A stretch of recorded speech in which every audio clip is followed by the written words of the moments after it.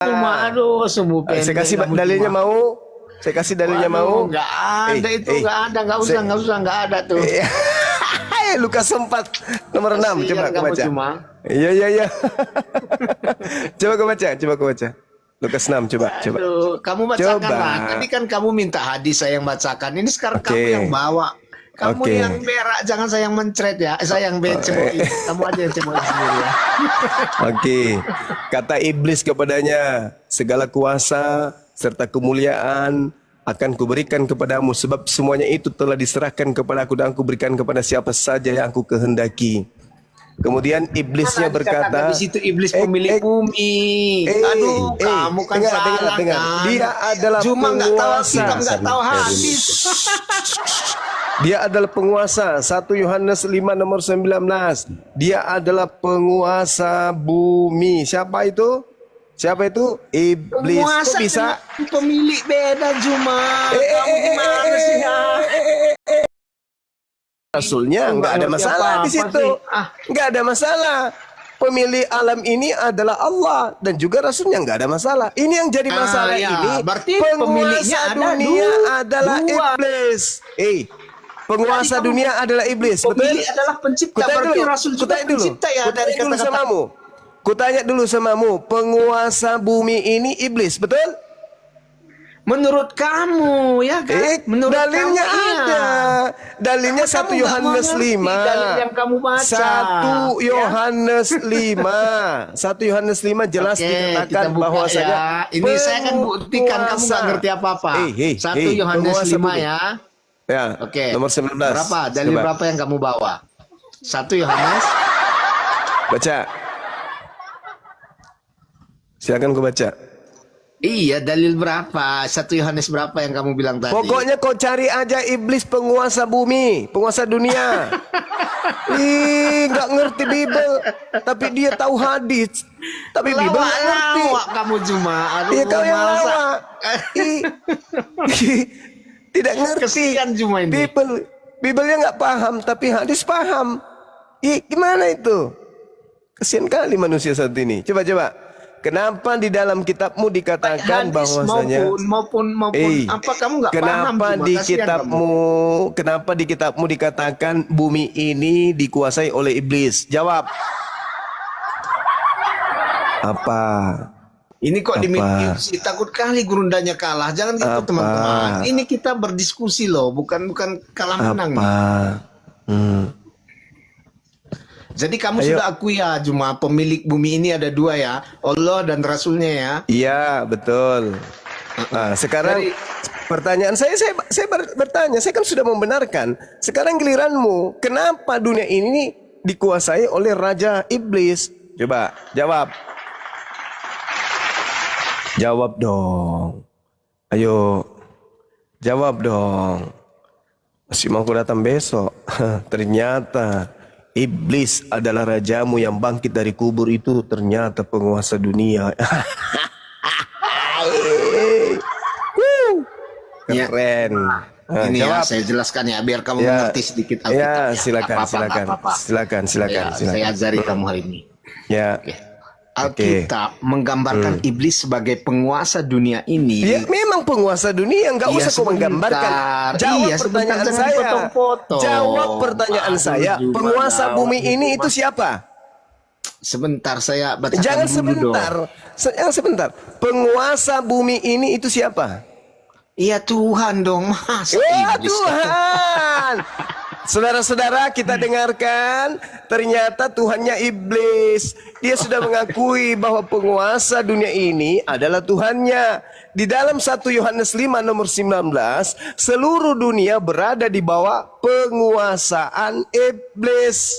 Jedar. Pantaslah Yesus kau berkata menuhankan. juga, kepadaku telah diberikan kuasa di surga dan di menuhankan bumi. makhluk yang keluar Kamu dari nggak ngerti kubur. sih. Ternyata kamu menuhankan setan, iblis. Terjawab sudah. Kasihan semua, Kenapa kasihan. Kristen itu Aduh, agamanya kasihan. aneh dalam perilaku, makanannya aneh, sembahannya aneh. Ternyata dia sudah mengakui bahwa Kristen itu Tuhannya iblis. Terima kasih. Cuma kamu Terima kenapa sih nggak kasih. ngerti apa-apa? Kau nggak ngerti apa-apa. Saya bertanya samamu, siapa penguasa dunia? Kau katakan Tuhanmu. Sedangkan 1 Yohanes 5 nomor 19, seluruh dunia berada di bawah Kan di mana kuasa yang iblis. mengatakan bahwa Tuhan itu penguasa dunia di dalam Biblos 1 ya. Yohanes 5 nomor 19. Kau baca itu, kau baca. Oke. Jadi teman-teman ketahuan, Saya kasihan kali sama Juman, orang nggak ngerti Kristen apa-apa. Oke, itu adalah penyembah iblis. Thank you. Sebentar. Terima kasih. Kamu sudah mengakui kalau kamu penyembah setan. Al-Quran saya benar. Wa iyyad'una illa syaitanan marida. Yang Kristen sembah hanyalah setan yang terkutuk. Uhui. Kasihan. Jadi Gurunda itu yang di Yohanes 4 1:19 menyatakan Bentar dulu, kita bentar dulu. tahu Bentar bahwa dulu. kita Sebentar dulu. Diam dulu kau. Ini konfirmasi ini. Berarti Yohanes pasal 8 nomor 44 itu iblis lah yang menjadi bapamu itu ya Gurunda ya? Itu betul. Itulah sembah mereka. ini Jumat dan muridnya sama aja, kurang mengerti. Biar saya terangkan. Ya, silakan. Terangkan. Nggak usah di-mute. Saya menyatakan kebenaran kok. Nggak menyatakan. Iya, betul. Kebenaran kalau kau nyembah setan. Silakan. Jadi 1 Yohanes 5 ayat 19 menyatakan kita tahu bahwa kita berasal dari Allah dan Dari dewa, dari dewa di situ, dari dewa, dari dewa, bukan dari Allah, dari dewa, dari Theos, Oke, dari saya dewa. bacakan ulang ya kalau kamu keberatannya. Ya, Kita pakai tahu dewa, bahwa pakai dewa. kita berasal dari Elohim. Ya. Dan seluruh dunia berada di dalam kuasa si jahat. Oke. Saya bacakan terus. Memalukan si Juma. Kenapa Mana lagi ada kamu? Elohim dalam bahasa Septuaginta? Kuclu, yang ada Theos, artinya Kamu kok dewa. keberatan saya menggunakan istilah Elohim? Memalukan. Kenapa kamu keberatan? Saya kan sudah mengganti kata Allah Septuaginta dengan tidak ada Elohim, kata ya. Elohim, Kuclu, yang ada dewa Theos. Oh, tipu lagi, apalagi yang kamu katakan saya tipu. Terus tidak ada Elohim di situ. Kau mau ditampilin sama Yahudi? Di situ Theos, bahasa Indonesianya dewa. Dasar pemakan babi. Otaknya kayak setan, kerjanya cuma menyesatkan. Sekali-kali kau waras napas sikit. Kau luruskan sedikit agamamu itu. Jangan kayak setan menyesatkan terus kerjamu. Jelas-jelas bahasa Yunani di situ, bukan bahasa Yang Ibrani. menyesatkan itu Allah. Elohim. Gimana sih kamu cuma mau? Saya kasihkan Elohim ayatnya disebut bahwa di yang situ. menyesatkan itu Lari Allah. ke Tuhannya Yahudi.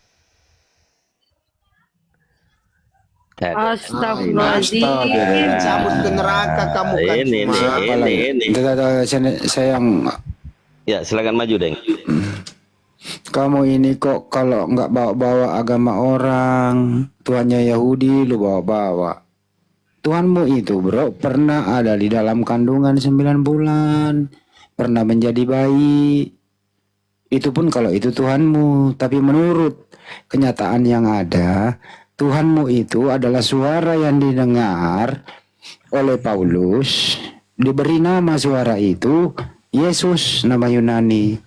Kemudian suara itu diberi bentuk tersalib, kemudian terkutuk, dikubur, bangkit dari kubur. Itu Tuhanmu, gak jelas. Bukan anaknya Maria, tapi Mesias palsu. Itulah yang disebut iblis. Kau bawa pula Tuhannya Yahudi, ada-ada aja kau. Kurang rekreasi kau di Gunung Sindur, di Golgota. Dia sudah akui tadi, Bang Andi, penguasa dunia itu adalah Tuhannya. Sedangkan di dalam 1 Yohanes 5 nomor 19, seluruh dunia berada di bawah kuasa jahat si iblis. Berarti dia adalah penyembah iblis. Makanya di dalam Wahyu 1 nomor 18, yang hidup dan telah mati, namun lihatlah aku hidup sampai selama-lamanya, dan aku memegang segala kunci maut dan kerajaan maut. Itu adalah iblis. Yesus anak Maria. Kamu nggak ngerti lagi kan Juma ya? Ini kamu dengar. Yesus anak Maria itu, Yesus anak Maria itu, dengar. Yesus anak Maria itu mengatakan apa? Dengar dulu baru kau bicara. Yohanes 8:42. Aku datang menjadi manusia bukan atas kehendakku sendiri. Sedangkan si iblis di dalam Filipi 2 nomor 6, dia datang menjadi manusia atas kehendaknya sendiri. Beda Cak Ayu. Yesus yang adalah manusia dan Yesus yang adalah Tuhan kau, sembahan kamu itu beda. Yang kedua, kesalahan kamu menyatakan iblis yang menyesatkan. Padahal Allah bisa saya buktikan loh. Mau kamu saya tunjukkan dalilnya. Gimana Allah menyesatkan. Dengar, jangan kemana-mana dulu. Jangan kemana-mana. Nanti malu kau kubuan. Jangan kemana-mana dulu. Yesus berkata nih, Yesus yang asli ya, yang bukan setan ya. Yesus yang manusia berkata, aku menjadi manusia bukan atas kehendakku sendiri. Nah, Yesus yang setan berkata dalam Filipi 2 nomor 6, aku menjadi manusia atas kehendakku sendiri. Beda Cak Ayu, beda. Yesus yang setan itu yang keluar dari kubur, itu beda. Yang kau sembah itu adalah setan yang keluar mengaku-ngaku Yesus. Karena Yesus yang manusia berkata, aku berkata kepadamu, waspadalah kepada penyesat yang datang kepadamu dengan memakai nama Yesus dan berkata, akulah Kristus. Dia akan menyesatkan banyak orang. Matius 24 nomor 4 nomor 5. Nah, yang datang kepada Paulus yang berkata dalam Filipi 2, itu bukan manusia Cak Ayu. Itu setan. Galatia 1 nomor 1, Paulus berkata, aku menerima Injil bukan dari manusia. Sedangkan Yesus manusia. Jadi ada dua oknum yang mengaku Yesus. Yesus yang manusia dan yang palsu itu Yesus yang adalah setan. Sekarang yang kau sembah itu Cak Ayu adalah Yesus yang setan. Bantah itu, bantah. Bagaimana mungkin kamu menerangkan tentang Alkitab saya, sedangkan Quran sama hadis? Bagaimana mungkin kau bisa paham Bible? Nama Biblemu saja kau sebut Alkitab. Bukti bahwa kau tidak tahu Bible. Bahasa lainnya Alkitab di bahasa Indonesia. Dari mana kau dapat? Dari mana kau dapat Bible namanya Alkitab? Dari situ aja sudah ketahuan kau kesurupan setan. Kau sebut Biblemu dengan sebutan Alkitab, bukti bahwa dalam dirimu itu setan. Takut banget. Coba teriak-teriak kali, cuma kebiasaan. Di mana ilmunya? Di mana ilmunya yang bisa kau ajarkan kepada orang lain bahwa Bible surat kabar itu bernama Alkitab? Coba terangkan, silakan. Perempuan. Udah turun. Aduh, dicabut setan lagi cuma banget sih. Bro, ini pertanyaannya dari mana dasarnya, dasar hukumnya Bible yang dibawa oleh Belanda berubah sampulnya menjadi Alkitab? Silakan. Itu pertanyaannya. Tunjukkan, saya open cam ya, Iya. Bible menjadi Alkitab. Tolong terangkan apa arti Bible, apa arti Alkitab. Silakan. Mau open cam kek mau. Ini dia. Dari mana dasarnya menjadi Alkitab? Ya, saya buka ya. Apa arti Alkitab itu coba?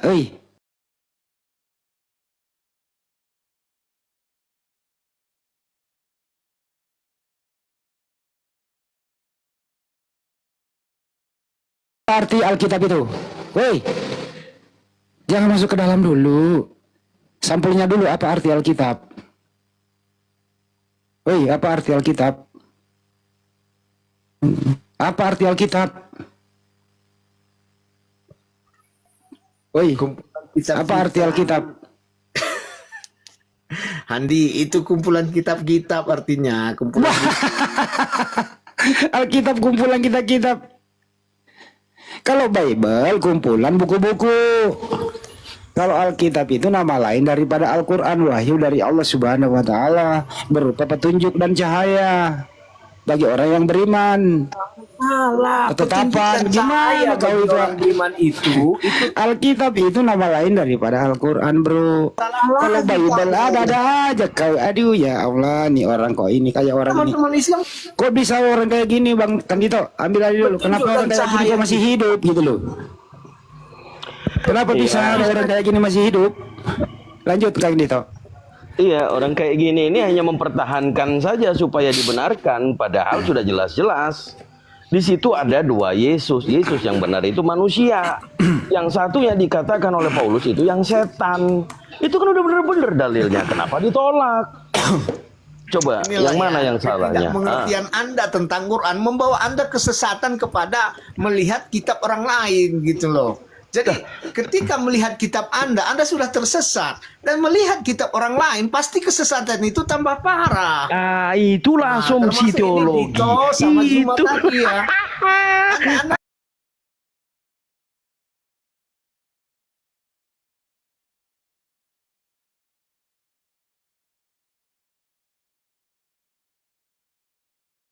Yesus itu manusia, bukan Yesus itu setan.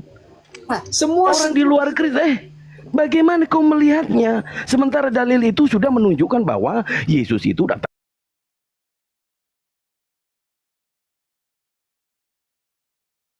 sebagai manusia.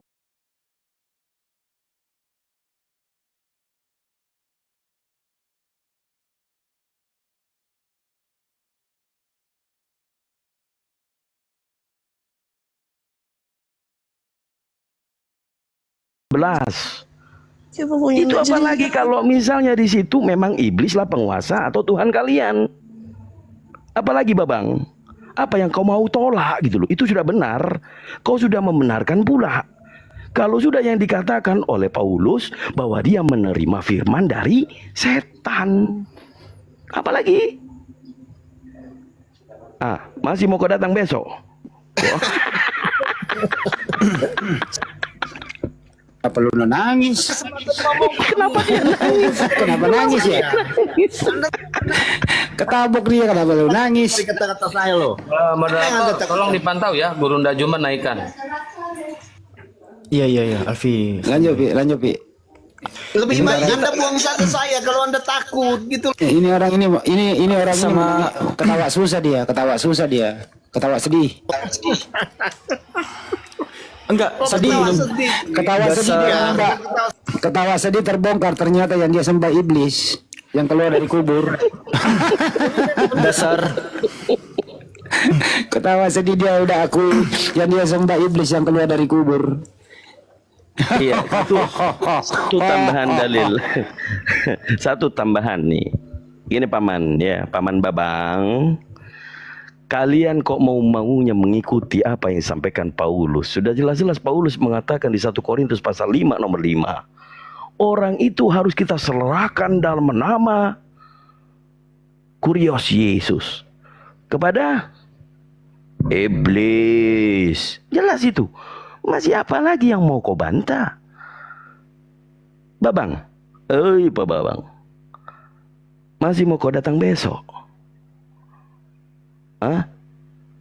Apa laginya? Yang kurang? Masih kurang lagi? Kalau Yesus datang, harus diakui sebagai manusia. Sementara kalian menganggap Yesus itu Tuhan, Babang, kalian itu antikristus yang mau dibodohi sama Paulus. Paulus hanya melihat cahaya. Dia tanya, siapakah engkau Tuhan? Katanya. Mana dia? Habis mi. Hilang sudah. Ketabok dia. Malu dia mengakui bahwa dia menyembah iblis. Malu dia. Iya, Bang Nurdin. Apa Bang?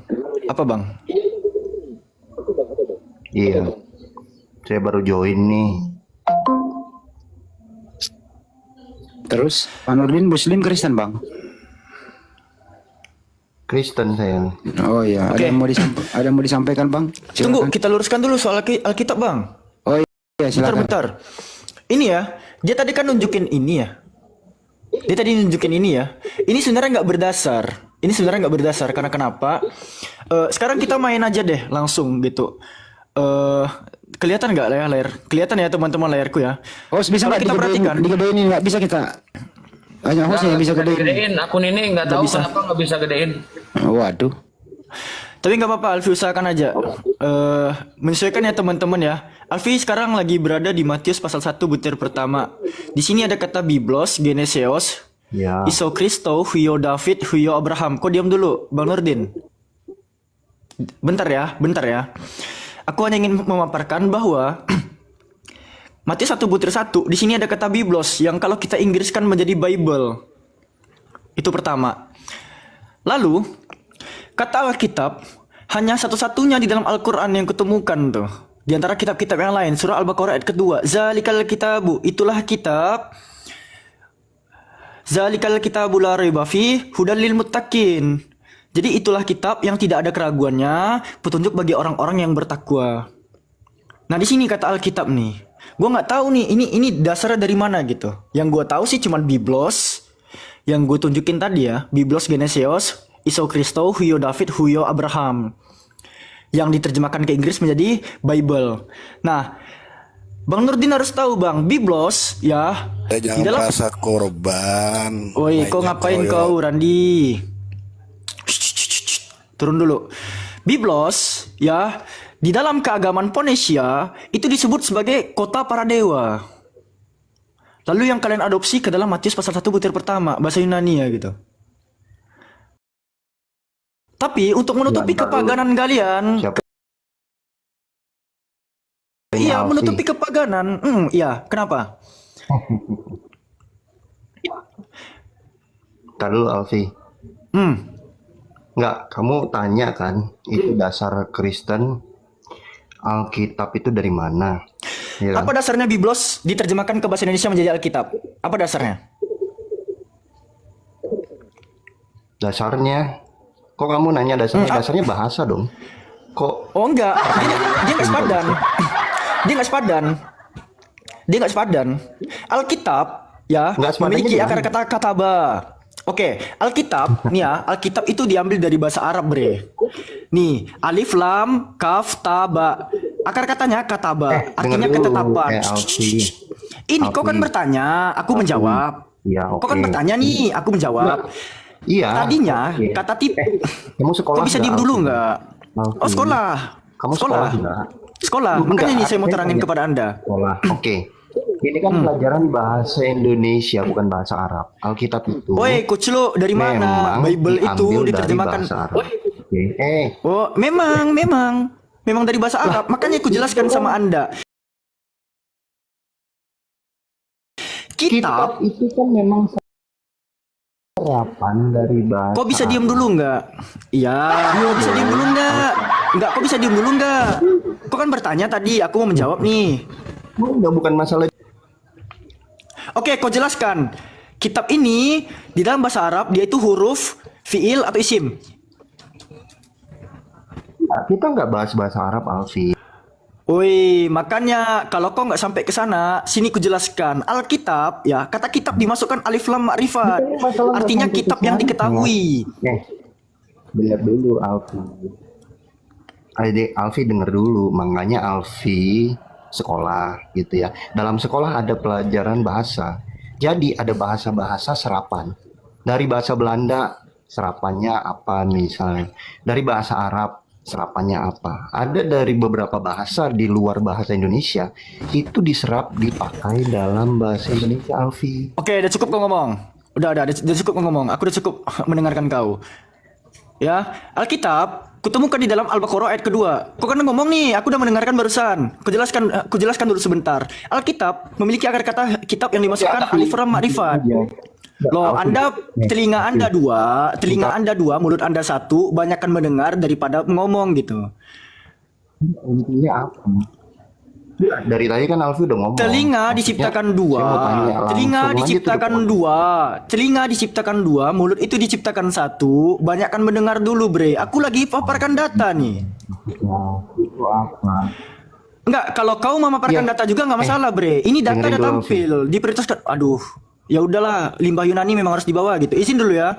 Alkitab punya akar kata kitab, masuk alif lam makrifat. Kitab punya akar kata kataba. Nah, artinya ketetapan dan kutiba artinya fardun, kewajiban. Kutiba alaikumusiyam. Nah, sementara yang kupaparkan tadi Biblos yang sampai ke bahasa Inggrisnya itu adalah Bible. Ini nggak tahu nih ngambilnya dari mana. Setelah ditelusuri ya, pada World History Encyclopedia itu diambil dari kota para dewa, bre. Nah, untuk menutupi kepaganan kalian nih dari keagamaan Fenisia, yang mereka kenal Biblos itu adalah kota para dewa. Makanya lah kalian menggunakan kearab-araban. Gitu. Makanya aku tanya, apa tadi dasar kalian menggunakan Alkitab tuh? Apa itu paman?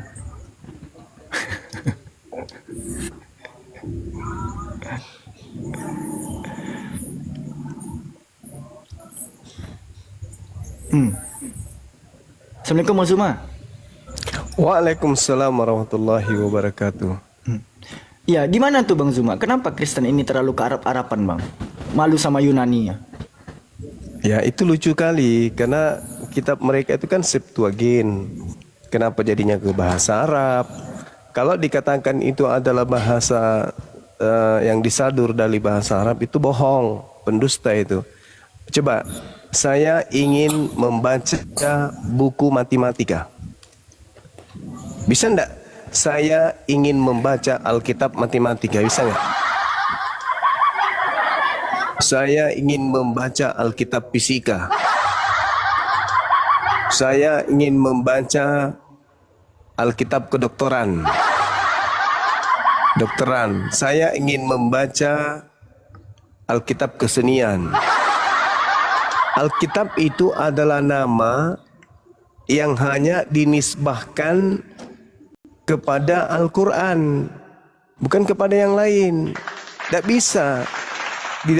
bisa kata Alkitab itu disandingkan kepada buku selain daripada Al-Quran. Itu karena huruf alif kemarin lam aku korban, itu adalah milik kepunyaan secara mutlak Al-Quran. Tidak bisa ke buku yang lain. Nah, kalaupun masuk ke KBBI, Alkitab adalah wahyu yang difirmankan oleh Tuhan. Sedangkan buku Lukas, Markus, Matius itu bukan wahyu dari Allah, bukan. Itu adalah catatan-catatan yang ditulis oleh orang-orang yang melakukan penyelidikan, bukan wahyu. Maka tidak layak disebut Alkitab. Kenapa jadi Alkitab jadinya? Karena itu tadi, jangankan kemudian nama sampulnya, Tuhannya Islam aja diambil. Gitu. Jadi itu alasan itu kalau dikatakan bahwa Alkitab itu adalah diambil karena untuk menamakan Bibelnya Kristen, karena itu adalah bahasa yang disadur dari bahasa Indonesia. Enggak, buku ada kok bahasa Indonesianya, buku. Kenapa enggak pakai buku? Kenapa harus pakai bahasa Arab? Kan ada buku. Makanya Al-Quran itu menjelaskan, semakin mereka menggunakan kata Alkitab, semakin benar Al-Quran. 1400 tahun lebih Allah sudah menggambarkan Kristen akan nongol kemudian nanti ke depannya memiliki sebuah buku dan mengatakan buku itu adalah Alkitab. Kita lihat di dalam surah Ali Imran ayat 78. Apa kata Allah? A'udzubillahi minasyaitonirrajim. Wa inna minhum lafariqal yalwu alsinatahum bil kitab litahsabu minal kitab wa ma huwa minal kitab. Itu kata Quran. Dan sungguh di antara mereka niscaya ada segolongan yang memutarbalikkan lidahnya membaca kitab, agar kamu menyangka bahwa yang mereka baca itu berasal dari kitab. Padahal itu bukan dari kitab. Itu bukan dari kitab. Dan kamu mendengarkan mereka berkata itu dari Allah, padahal itu bukan dari Allah. Mereka mengatakan hal yang dusta terhadap Allah, padahal mereka mengetahui. Tuh, Al-Quran mengatakan tuh. Jadi mereka membaca buku dan berkata itu adalah Alkitab, padahal bukan. Itu bukan Alkitab. Makanya dikatakan dalam surah Al-Baqarah ayat 79, "Fawailul lil ladzina yaktubuna al-kitaba bi aydihim thumma yaquluna hadza min indillah." Mereka membaca kemudian ya dan mengatakan bahwa itu adalah Alkitab, itu adalah firman Allah. Padahal itu bukan firman Allah. Mereka menuliskan dengan tangan mereka sendiri dan mengatakan itu adalah Alkitab, padahal bukan. Kenapa saya katakan bahwa kitabnya orang Kristen ini hanya niru-niru nama Al-Quran? Karena kalau dia masih menggunakan istilah Biblos, ya sedangkan dia mengambil kata Alkitab saja, jarang orang yang berakal percaya. Apatah lagi kalau masih menggunakan Biblika atau Bibliko. Itu teman-teman. Jadi mereka menyamar-nyamar karena mereka punya tipikal yang memang sudah nyamar. Filipi 1:18, sebab bagaimanapun juga Yesus diberitakan dengan maksud mengelabui atau menipu atau dengan jujur, aku Paulus tetap bersuka cita. Jadi memang tujuannya mengelabui.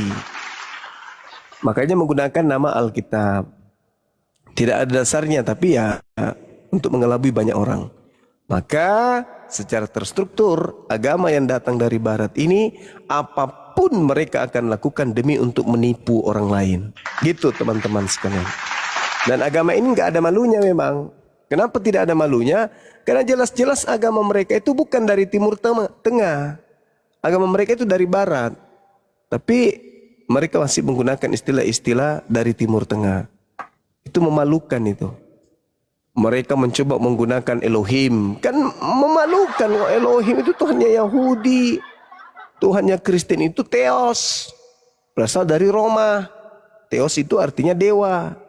Dalam bahasa Indonesia. Nah tadi ada hal yang sengaja tidak dijawab oleh si penghujat tadi itu.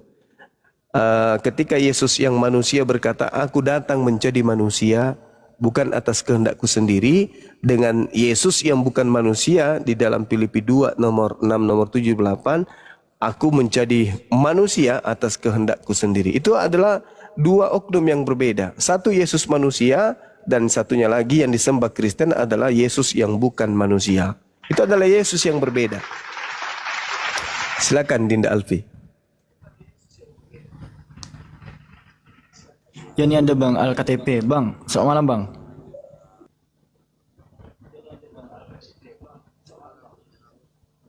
Malam Bang Juma. Ya malam. Saya mau bertanya Bang Juma kalau boleh. Silakan. Boleh ya. Silakan. Ada ayat di Yohanes 11, 25 sampai 26. Iya. Yesus berkata kepada Marta, akulah kebangkitan dan hidup. Barang siapa percaya kepadaku, ia akan hidup walaupun ia sudah mati. Dan setiap orang yang hidup dan yang percaya. Kecil kali suaranya bro, Syari. Ya. Oh ini yang pernah mualaf nih. Kemudian murtad lagi hari. Udah Bun, enggak apa-apa Bun, itu haknya. So. Ya Allah, lanjut Bunda. Iya. Dan setiap orang yang hidup Iya. dan yang percaya kepadaku tidak akan mati selama-lamanya.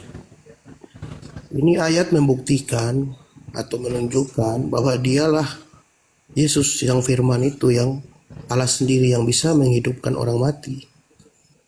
Kalau begitu. Ya, kalau menurut saya jelas kata-katanya itu katanya Yesus sendiri lagi. Oke. Ayat ini mengandung makna bahwa kematian jasmaninya bukanlah akhir. Iya. Ya, silakan Bang Jual. Oke. Jadi dikatakan bahwasanya kata Yesus kepada Marta, saudaramu akan bangkit. Kata Marta kepada, aku tahu bahwa ia akan bangkit dan pada waktu orang-orang akan bangkit pada akhir zaman. Kata Yesus, akulah kebangkitan dan hidup. Barang siapa percaya kepadaku, ia akan hidup walaupun ia sudah mati. Ini bagus ini. Saya percaya ini. Sekarang saudara percaya tidak? bahwa Yesus itu diutus hanya untuk domba yang hilang dari umat Israel. Itu dulu. Jangan percaya kepada yang lain ya. Jangan percaya kepada pemberitaan Paulus. Jangan. Tapi percaya kepada pemberitaan Yesus. Yesus yang harus dipercaya, bukan? Bukan pastor, bukan pendeta, bukan Paulus, bukan yang lain, tapi Yesus. Ketika Yesus berkata, aku diutus hanya kepada domba yang hilang dari umat Israel. Apakah saudara percaya? Kalau Anda tidak percaya, Anda tidak memperoleh hidup. Ayo. Anda ada dalam keadaan terjepit. Kalau Anda tidak percaya, Anda tidak peroleh hidup. Kalau Anda percaya, Anda bukan domba dari Israel. Terjepit Anda. Terjepit. Akulah kebangkitan. Kenapa kemudian Yesus mengatakan akulah kebangkitan?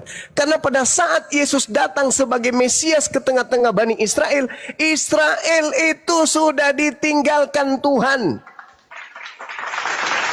Israel dalam keadaan hancur lebur. Israel adalah puing-puing yang ditinggalkan oleh Tuhan. Anda boleh baca dalam Yeremia 23. Bagaimana Tuhan kemudian mengutuk mereka Bani Israel. Dikarenakan mereka selalu ingkar terhadap Tuhan. Maka Tuhan ingin membangkitkan Bani Israel. Maksudnya memulihkan kembali kejayaannya melalui Yesus.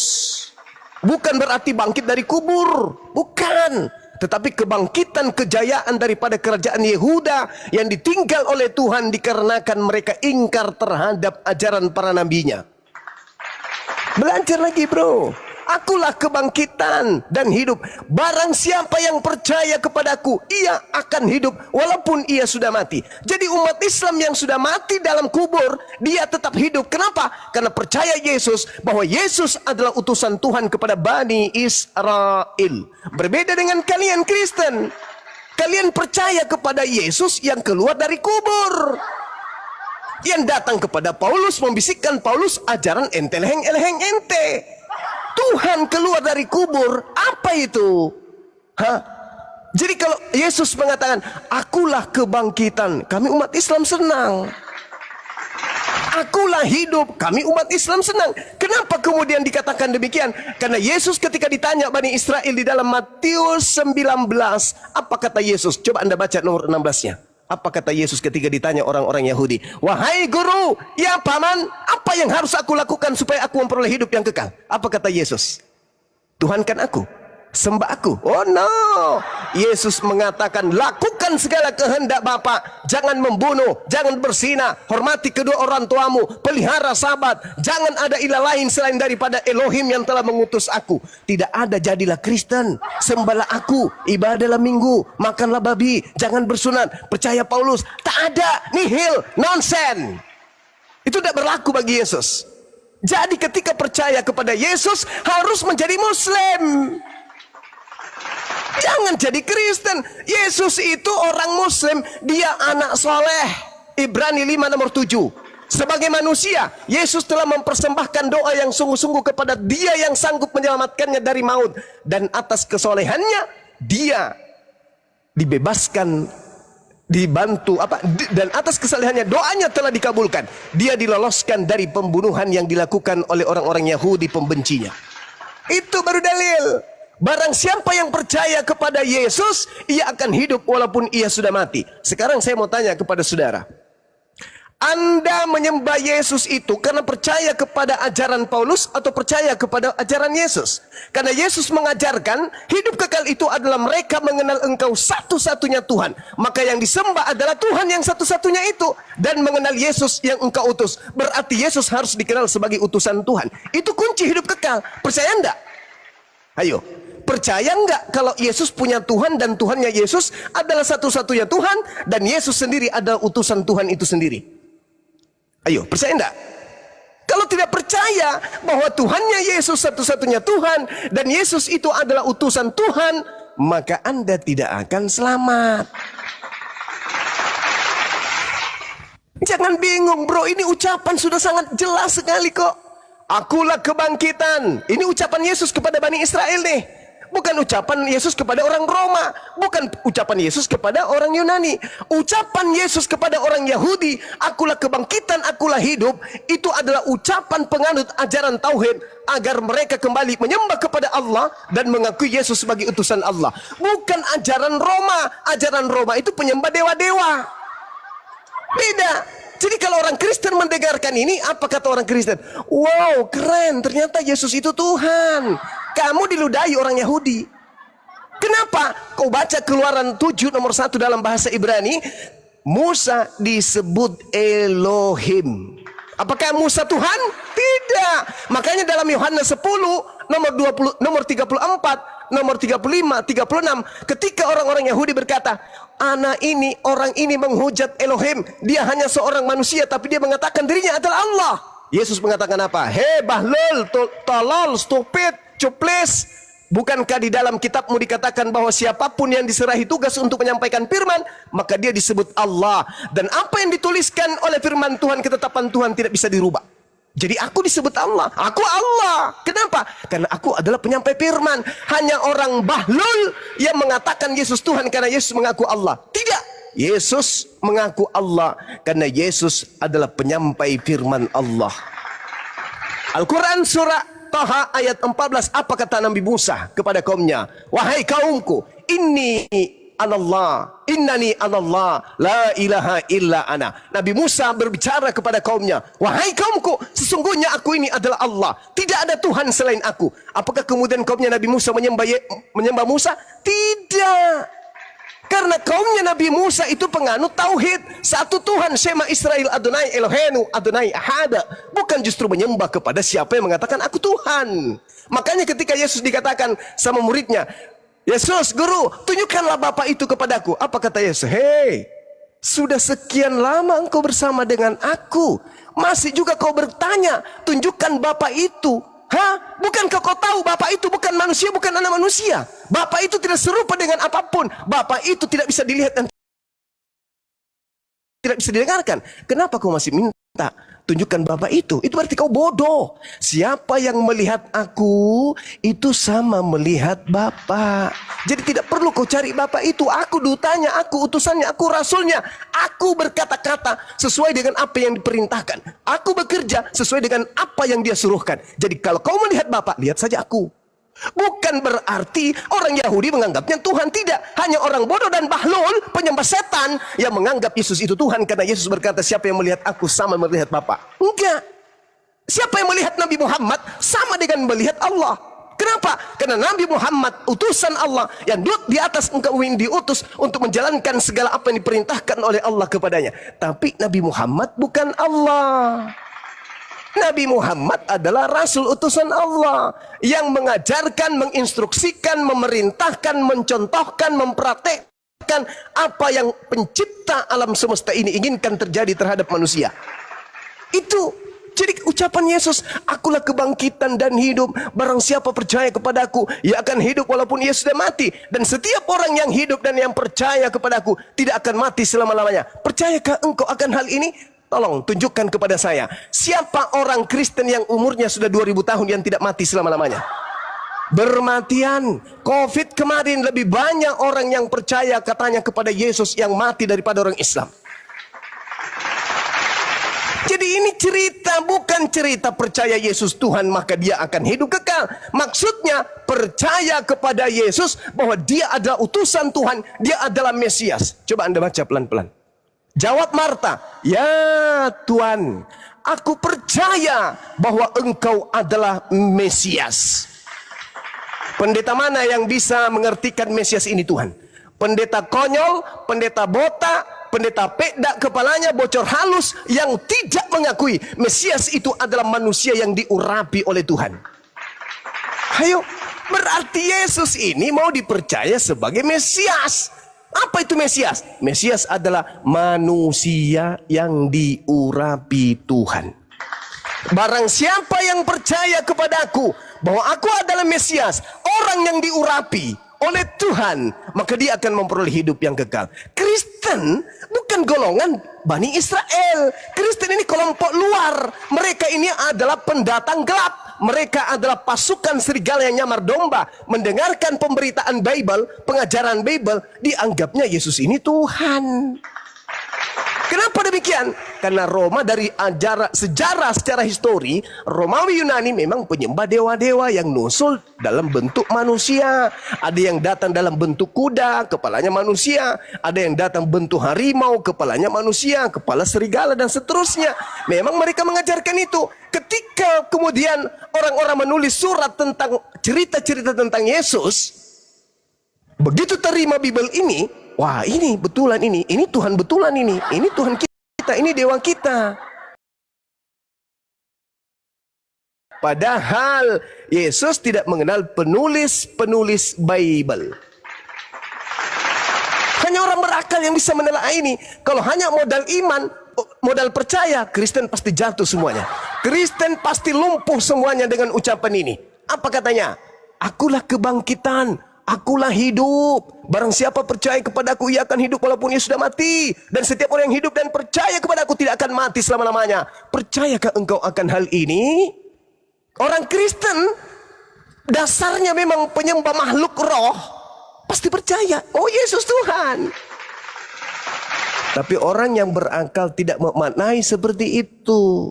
Kenapa? Karena Yesus itu nabi, Yesus itu rasul, dia itu Mesias, dia wakil Tuhan.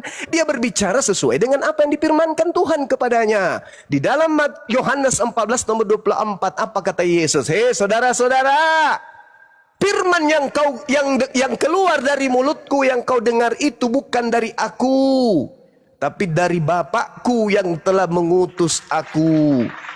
Yohanes 12:49. Aku tidak berkata-kata dari diriku sendiri. Apa yang aku katakan adalah apa yang diperintahkan oleh Tuhanku untuk aku katakan dan aku sampaikan. Bagaimana mungkin orang waras percaya ini Tuhan? Jadi kalau besok hari ada orang Anda temukan, barang siapa percaya kepadaku, akulah kebangkitan, akulah hidup, dia akan memperoleh hidup dan tidak akan mati. Anda percaya? Padahal sudah sangat jelas Yesus menguraikan siapa dirinya. Dia adalah nabi, dia adalah rasul, makanya haram hukumnya dibunuh, disalib, digantung, nggak boleh.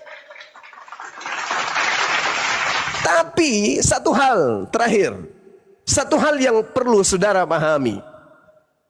Kenapa setiap ucapan-ucapan Yesus itu larinya kepada, oh dia Tuhan, oh dia Tuhan, oh dia Tuhan, oh ini dia Tuhan, oh Yesus Tuhan, oh ini buktinya dia Yesus Tuhan.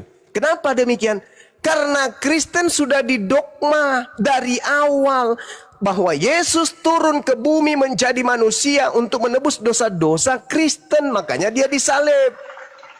Itu sudah didoktrin dari awal itu. Jadi apapun ucapan Yesus sudah kudu diimani dia Tuhan.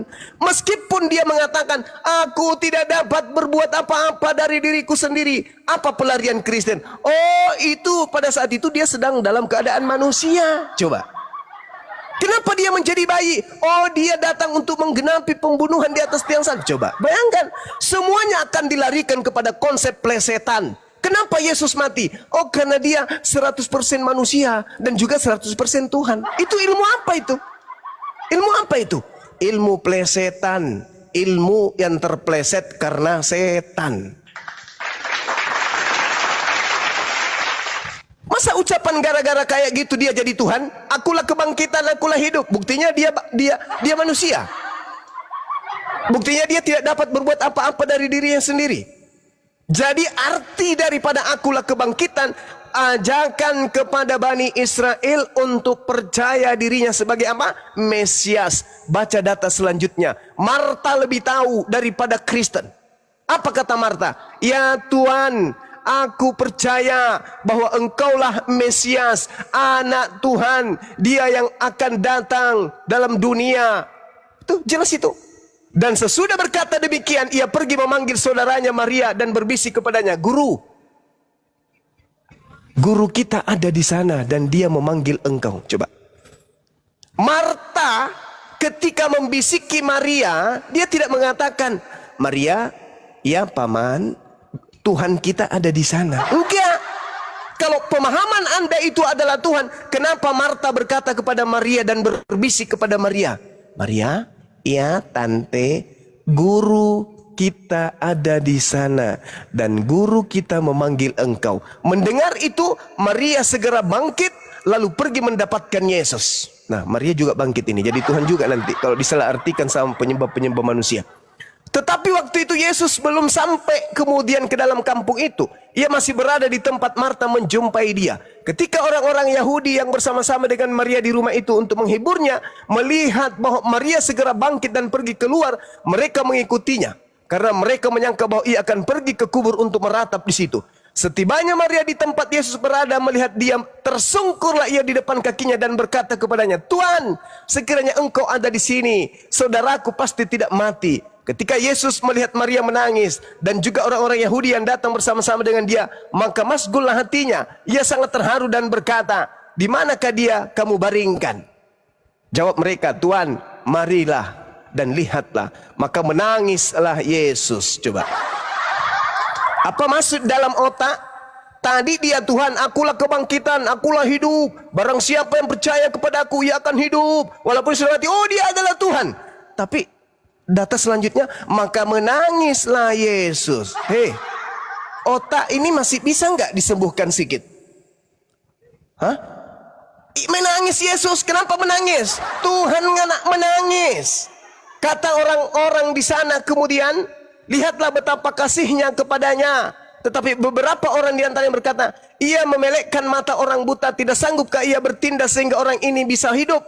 Maka masgullah pula hati Yesus, lalu ia pergi ke kubur itu. Kubur itu adalah sebuah goa yang ditutup dengan batu. Kata Yesus, angkat batu itu. Marta, saudaranya orang meninggal itu berkata kepada Tuhan, ia sudah berbau sebab sudah 4 hari ia mati. Jawab Yesus, bukankah sudah kukatakan kepadamu, jikalau engkau percaya, engkau akan melihat kemuliaan siapa? Kemuliaan Allah. Saya ulang, ketika Marta mengatakan, Tuhan, saudaraku ini, saudara Maria ini, si Lazarus ini Tuhan, udah membusuk. Sudah 4 hari dia meninggal. Apa kata Yesus? Bukankah sudah kukatakan kepadamu, jikalau engkau percaya, engkau akan melihat kemuliaan Allah. Anda coba sambil dengarkan saya. Anda buka Yohanes 1 nomor 14. Kemuliaan yang ada pada diri Yesus adalah kemuliaan yang diberikan Allah kepada Yesus. Tidak percayakah engkau kepadaku bahwa engkau akan melihat kemuliaan Allah? Maka mereka mengangkat batu itu. Lalu Yesus menengadah tangan ke atas. Angkat tangan Yesus ke atas. Apa yang sedang dia lakukan itu? Tripping, joget, salto, atau apa itu? Telepati? Enggak. Yesus sedang memohon kepada Tuhannya Allah Subhanahu wa taala. Lalu berkata, Bapa, aku mengucap syukur kepadamu karena engkau telah mendengarkan aku. Aku tahu bahwa engkau selalu mendengarkan aku. Tetapi oleh karena orang banyak berdiri di sini mengiringi aku mengatakannya supaya mereka percaya bahwa engkaulah yang telah mengutus aku. Dan sesudah berkata demikian, berserulah ia dengan suara keras, Lazarus, kadia, mari keluar wahai Lazarus. Maka orang yang telah mati itu datang keluar, kaki dan tangannya masih terikat dengan kain kafan dan mukanya yang tertutup dengan kain peluh. Kata Yesus kepada mereka, bukalah kain-kain itu dan biarkanlah ia pergi. Subhanallah. Sang Mesias, Al-Quran sudah menjelaskan bahwasanya Nabi Isa alaihissalam diberi mukjizat oleh Allah, membangkitkan orang mati, meniupkan kemudian pada tanah liat berbentuk burung, lalu hidup burung itu. Subhanallah. Orang berakal nggak mungkin menyembah dia. Karena di dalam Kisah Para Rasul 2 nomor 22, orang Israel harus tahu, yang aku maksudkan adalah Yesus dari kota Nazaret, seorang manusia yang telah ditentukan oleh Allah untuk melakukan tanda-tanda mujizat kekuatan yang dilakukan oleh Allah melalui perantaraan Yesus. Ayo, sekarang pertanyaan saya, Siapa di antara Anda atau saya yang percaya Yesus itu utusan Tuhan? Saya dong, saya percaya dia utusan Tuhan. Saya memperoleh hidup yang kekal. Saya hidup meskipun saya mati. Sedangkan Anda percaya dia Tuhan. Salah konsep, salah resep, salah makan obat. Salah guru ente. Salah guru. Belajarlah pada orang yang benar-benar murni untuk keselamatan ente. Makanya saudara, makanya nih, mohon izin saudara-saudara muslim dan juga Kristen. Makanya seketika kemudian cerita-cerita ini berlalu, tersebar di kalangan orang-orang Yahudi, kemudian pemuka-pemuka orang Yahudi panik sepanik-paniknya. Kenapa bisa? Yesus bisa membangkitkan orang mati loh. Ah, masa? Yes, aku lihat dengan mata kepalaku sendiri. Coba Anda baca ayat selanjutnya, Bung. Data nomor 45. Banyak di antara orang-orang Yahudi yang melawat Maria, melihat Lazarus dibangkitkan, menyaksikan sendiri apa yang telah diperbuat Yesus, dan percaya kepada Yesus. Tetapi ada yang pergi kepada orang-orang Farisi, melaporkan, menceritakan, mengadukan kepada mereka apa yang telah mereka lihat tentang apa yang Yesus perbuat di tengah-tengah mereka, yaitu membangkitkan orang mati. Lalu imam-imam kepala dan orang Farisi kemudian memanggil mahkamah agama untuk berkumpul, dan mereka berkata, apa yang harus kita perbuat? Sebab Yesus ini membuat banyak mujizat, sampai dia membangkitkan orang mati, orang buta melihat, orang lumpuh berjalan. Kalau kita biarkan saja si Yesus, maka semua orang akan percaya kepadanya. Dan kalau sampai itu terjadi, orang-orang Roma akan datang dan merampas tempat suci kita serta merampas bangsa kita. Panik mereka, panik.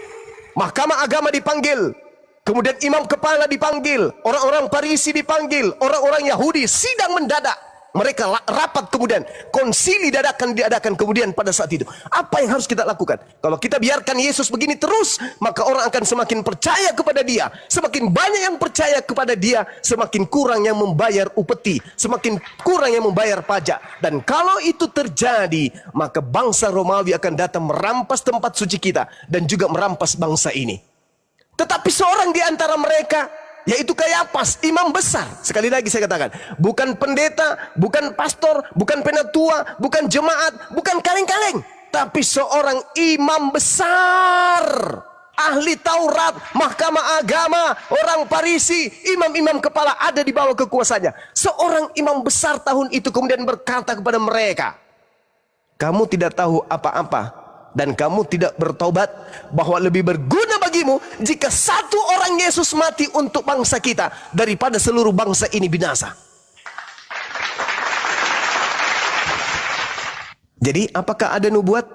Seorang imam kepala bernama Kayafas, apakah ada nubuat? Oh, sebagaimana sudah dibuatkan di dalam Yesaya 40, Yesaya 53, Yesaya 53, Yesaya 52, ada di Yesaya 9 nomor 6. Segala macam tetek bengek dari pendeta Yesus mati karena ada nubuatannya. Ini pembuktian, tidak ada nubuatan-nubuatan. Yesus harus mati demi politik, demi ekonomi.